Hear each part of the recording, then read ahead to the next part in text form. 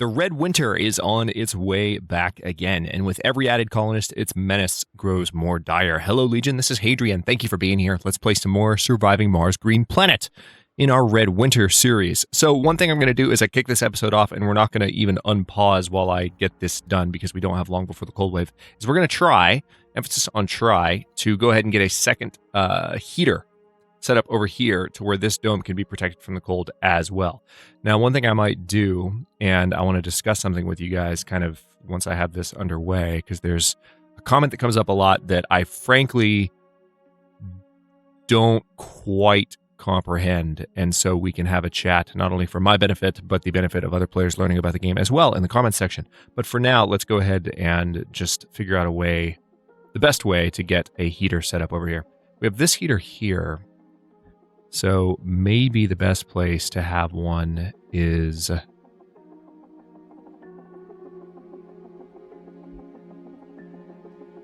like right here.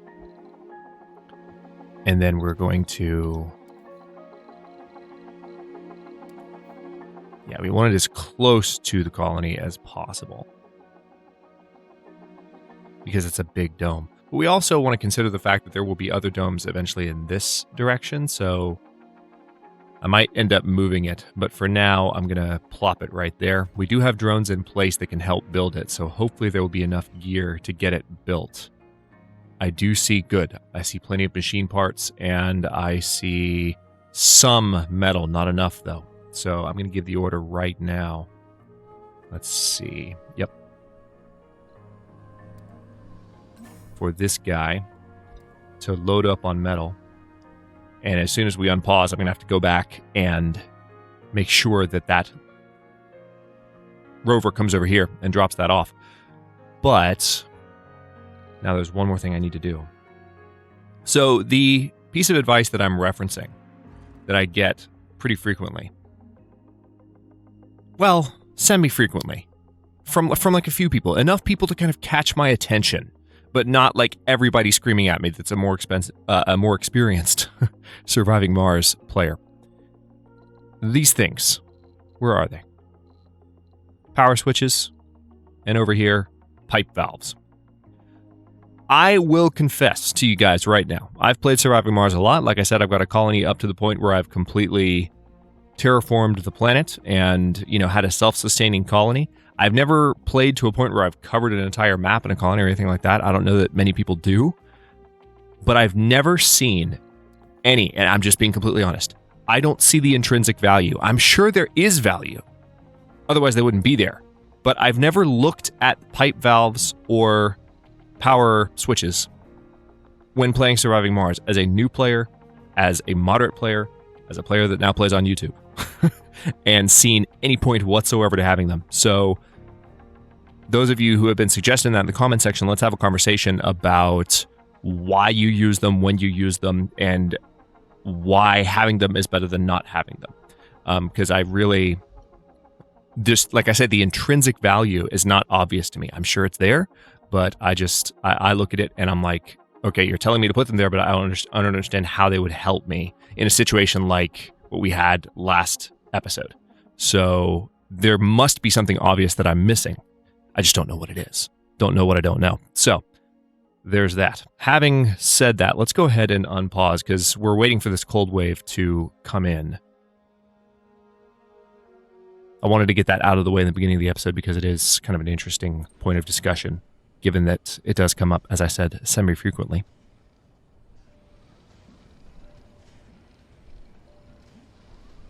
Okay.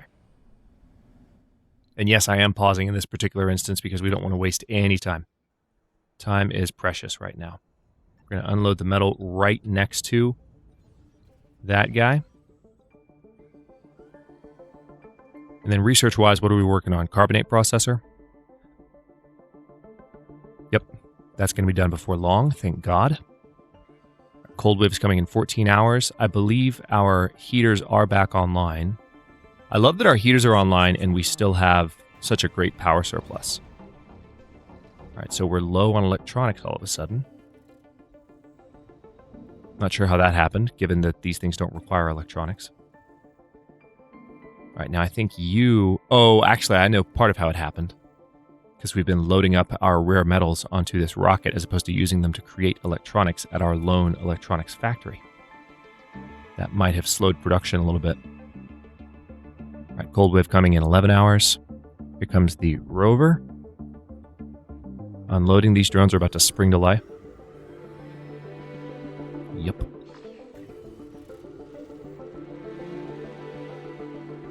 And there it is. Now, hopefully that will be connected adequately. There it is. Okay. And I think I'll actually delete that because that's not needed. That's kind of a cool structure there. All right, and now we just have to expand the surface area of this guy. Oh, wow. It's actually not covering... I forget how limited the surface area of these things actually is. But at the same time, that might actually cover the entire dome. Because, I mean, look what happens here. I mean, it's a hexagon-shaped coverage area, but it's a circular effect. Yeah, I think we're good. All right, so with that thing running, right now we have a pretty significant power deficit. How much power is it consuming? Just 40. That's just during the day, I suppose. But at night is when that's going to be worst. All right, let's see these... Yeah, these farms are already set up, bringing in as much food as possible. And what we need to do is bring more colonists down as soon as we reasonably can. I'm waiting for this rocket to fill up so that I can launch it. Now, we can always order more electronics with the money we get from this. We could order more electronics right now, really. Matter of fact, I think I'm going to go ahead and do that. Let's see... Because it's just not something I want to run out of. Tell you what, let's split our attention a little bit and bring down a few extra machine parts just for good measure.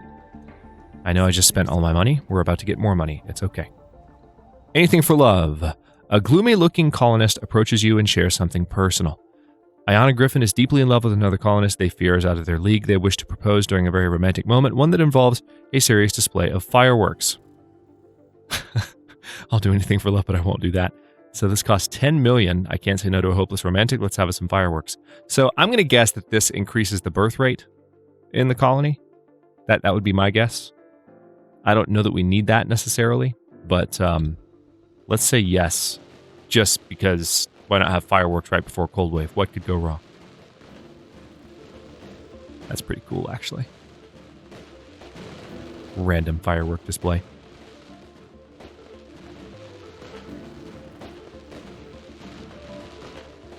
All right, so now we have our power surplus back. I didn't notice this thing hadn't been built yet. Oh, that's why we have low electronics. That makes perfect sense. I used up a bunch building that new drone hub, which is not actually built yet. That's okay. Building's not working. Yeah, I know, because we don't have colonists for that yet. Are we able to summon more passengers down? Let's look. Yeah, right now we only have 5 matching applicants if we use the most... Let's see. We have 11 if we let in hypochondriacs. And I've gotten at least one piece of advice that says that's an easier flaw to maintain than you might think. I'm obviously just still in the phase where I'm being very picky because we're on a high difficulty playthrough and the winters can be devastating and I don't want anyone to wreck this.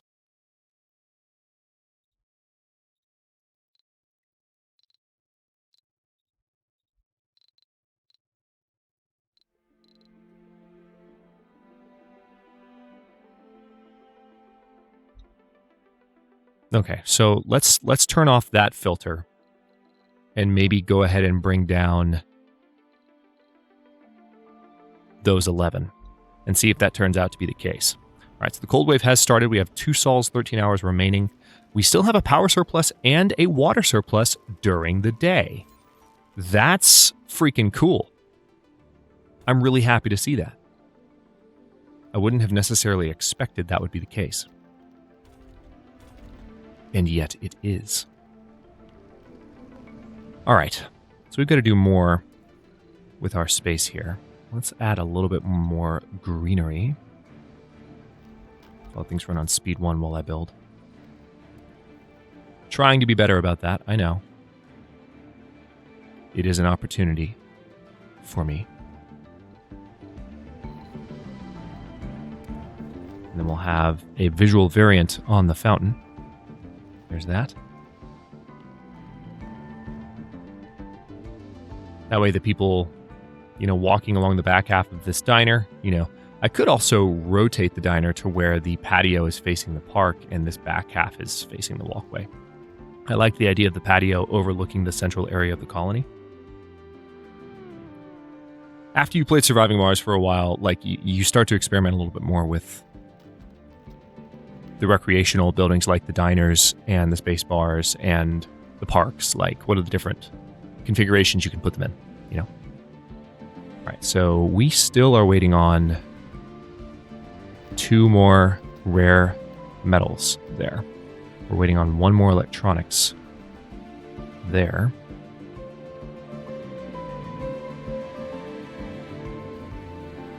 I don't need to build more apartments in this dome yet. I think what I will do here for the most part is just let this building develop. I'll build this, the everything up in this building as the colonists need it. I don't want to get too far ahead of myself for resource conservation purposes. But one thing I will do,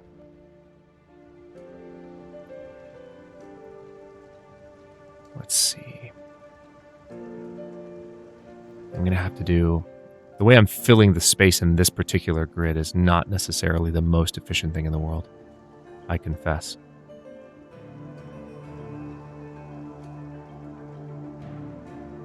We could have a security tower there. That would kind of work. Yeah, let's do that. This will eventually be a more productive dome for us. It already is, to some extent, so good to have the security tower in place sooner than later, so that renegades don't become a problem prematurely. No anomalies to speak of at the moment, which makes me sad. However, I might have some stuff for my RC commander to do. Well, I definitely do. There's probably still a lot of metal over here to be collected, or there's stuff over here.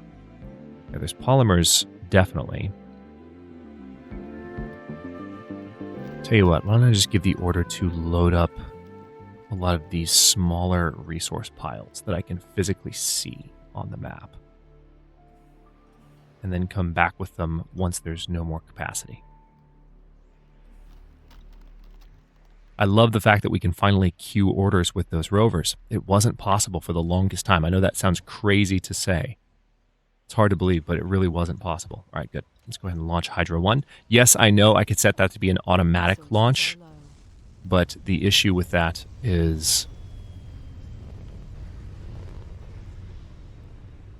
I don't necessarily want the rocket coming back immediately. So if I set it to launch automatically and it did that, as soon as it got back to Earth, it would come back to get more resources, and I don't necessarily want that. All right, so let's land you right here, because we're going to land our Colonist rocket here. They're going to land partially in the cold. Sorry about that, guys.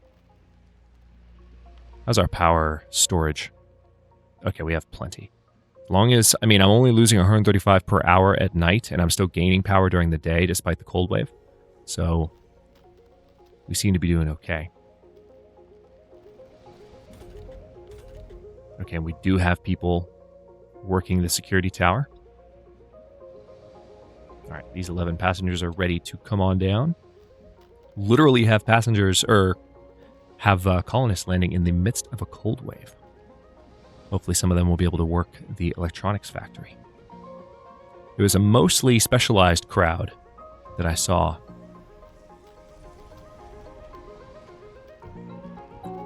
That's right. I need to think about moving the school, don't I? Once I have more... Well, I do have more electronics. All right, there we go. All right, good. We finally have more electronics production happening. Of course, that's going to eat away at our rare metals production slightly, but I'm okay with that. Dragon number 1 is refueled. Let's go ahead and return you to Earth. And we just need to get Phoenix number 2 refueled, and things will be okay.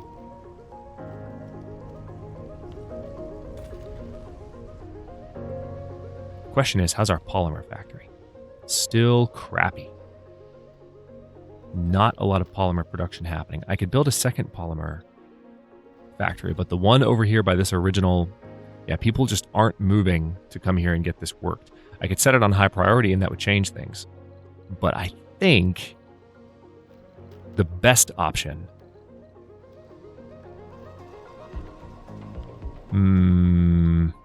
I think the best option would be... What was I looking for? Yeah, there we go. It's under here. So this requires... Oh yeah, I've got more than enough to build that. I think the best option would be to just have a second one out here. So I guess there would be the best location-ish.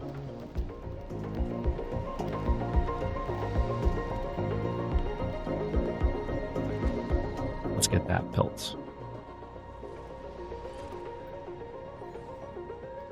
I think the parts might already be there to get that done.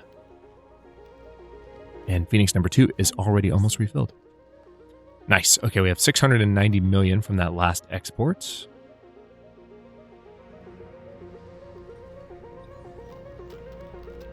See, we're waiting on a bit of concrete and machine parts. The machine parts are there, though. I can see them, so. Hey! Another technology unlock. Holy crap. And more surface metals, which is great to see. So we still have 8 open residential slots. We are now producing more electronics. Not the maximum number of electronics, but more at the electronics factory. And we are 87% done with the carbonate processor.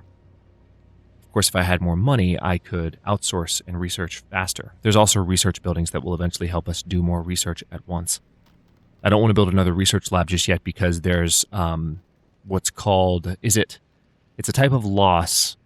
Let's call it cooperation loss. I don't think it's necessarily that exact label. It might be, but if you have duplicates of the same building, you get diminishing returns, essentially, where yes, you can add to this number by having more than one research lab, but you can't just build research lab after research lab after research lab and expect every research job to have the same benefit. You have to diversify your operation. You have to have research labs, and then you have to have Martian universities, and you have to have the Hawking Center, which is a more advanced research lab, basically. And there are upgrades that can boost that, but they're more expensive, and I don't think we've unlocked them just yet.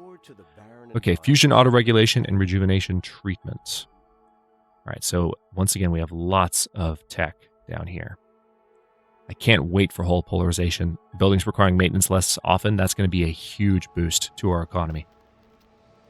We have 22 hours remaining in the cold wave. Should be over, I would imagine, before the end of this episode. Let's go up to speed 3, shall we? We do have a few people working in this polymer factory, which is great to see. No, resources aren't really low at all. I mean, I understand that we only have so long before we run out of power at this rate, but we're going to gain power once things switch back on. So it's okay.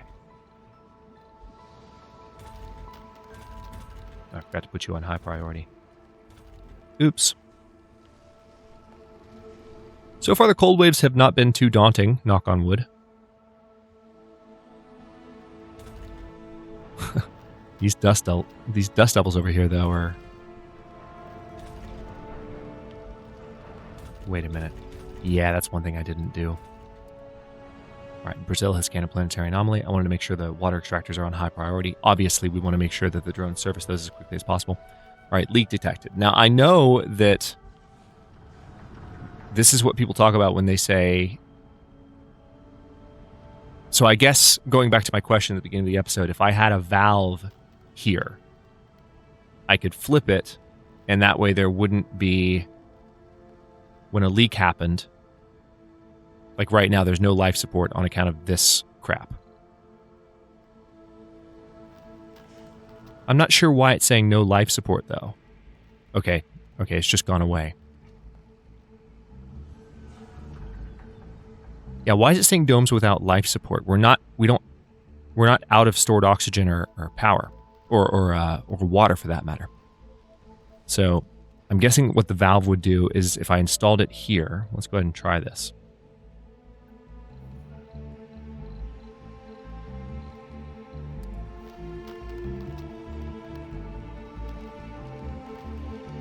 Let's put it in place a little bit closer to the action.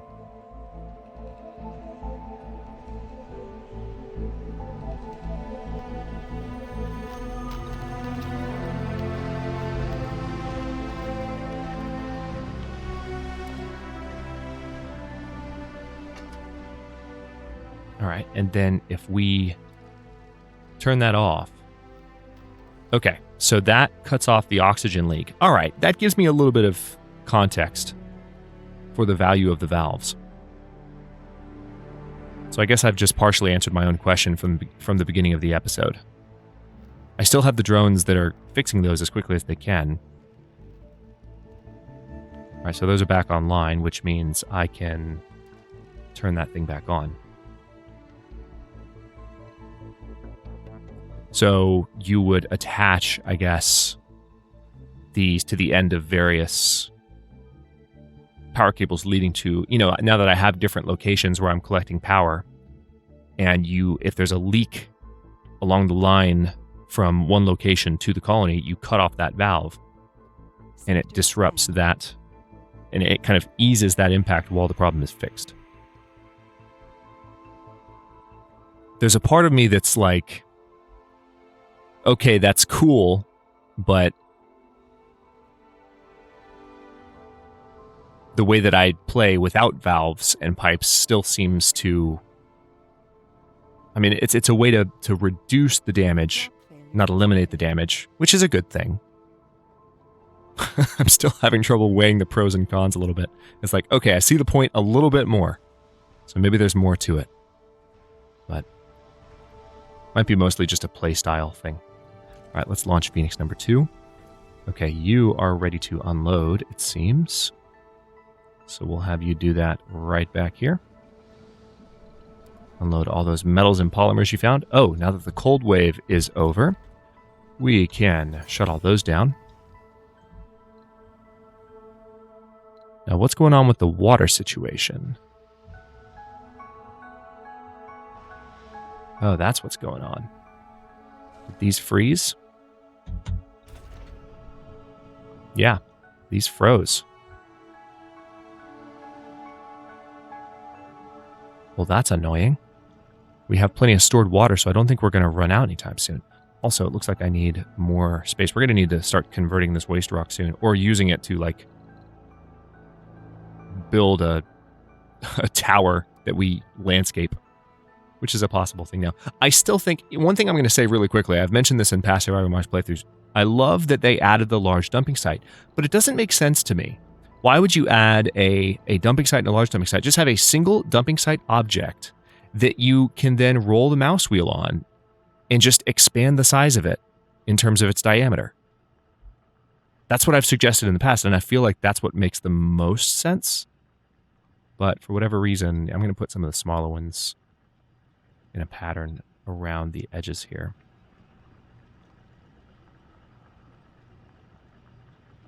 I don't know. I feel like that's what makes the most sense. All right, so those drones now have something a little bit more to do.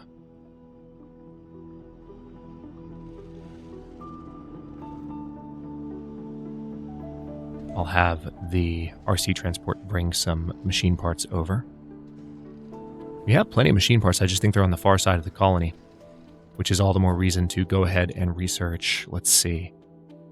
It's a ways down. CO2 jet propulsion.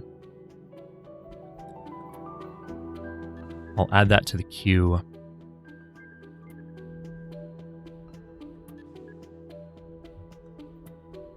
Yeah, that's a good thing to have in the queue. And then Martian education. Yeah, we want to go ahead and have that unlocked. But there's also...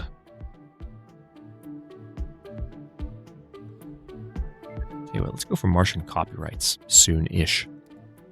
With the carbonate processor almost being done, we're on the verge of being able to start making more progress in our terraforming of Mars, which I'm obviously really excited about. The purpose of the series. It's amazing, I have to say. I haven't talked about this enough because we've been focused on getting the initial colony going, and we're kind of in that phase where we're still playing the game as it was in the beginning, before Green Planet existed. But having, as I look at a ramp, which didn't used to be possible, having this just the terraforming ability. Watching Mars transform is going to be a real treat for you guys. I really can't wait to do it. It's not really going to start happening in earnest until the series goes on break and then comes back. So we're going to play some more of the Long Dark first and then come back, and then we're going to start to see some greenery in the second leg of the series, I bet. But, I mean, my God, it's so awesome. It's exactly the game. I mean, there's still some things to be worked on for sure. Did I zoom out again? I think I zoomed out again while I was talking about that. Maybe I didn't, but I feel like I did by accident. All right, load all. Yeah, now we're going to unload. There we go.